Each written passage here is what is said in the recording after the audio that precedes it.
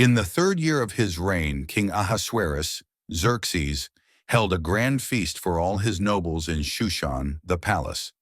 For 180 days he showed off the riches of his kingdom. On the seventh day of the feast, he commanded Queen Vashti to appear before the men to show off her beauty, but she refused. This angered the king. On advice from his counselors, he removed Vashti as queen to prevent other women from disobeying their husbands.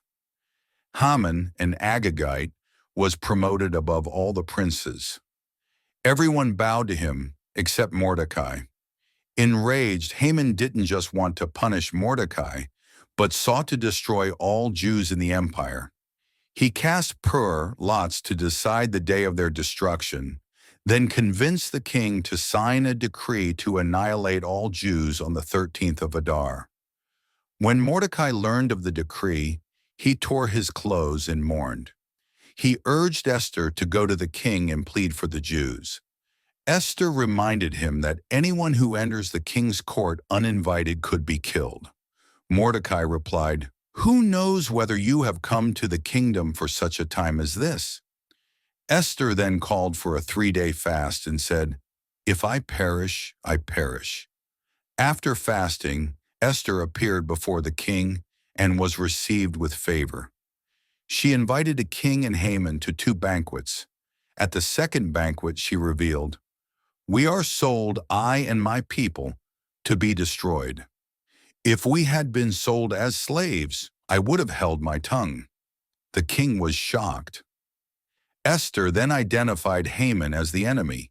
The king, enraged, had Haman hanged on the gallows he had prepared for Mordecai. The king gave Haman's estate to Esther, and Mordecai was promoted.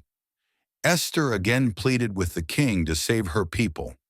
Though the original decree couldn't be reversed, the king allowed the Jews to defend themselves.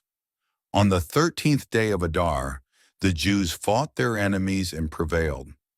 Mordecai grew powerful, and the fear of the Jews fell on their enemies.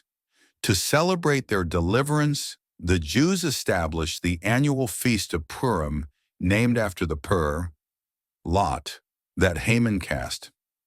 Mordecai was made second in rank to King Ahasuerus and was great among the Jews, seeking the welfare of his people and speaking peace to all. Here is the story of Esther, how God moved behind the scene and rose in majesty. Indeed, God doesn't neglect his loved ones and his people.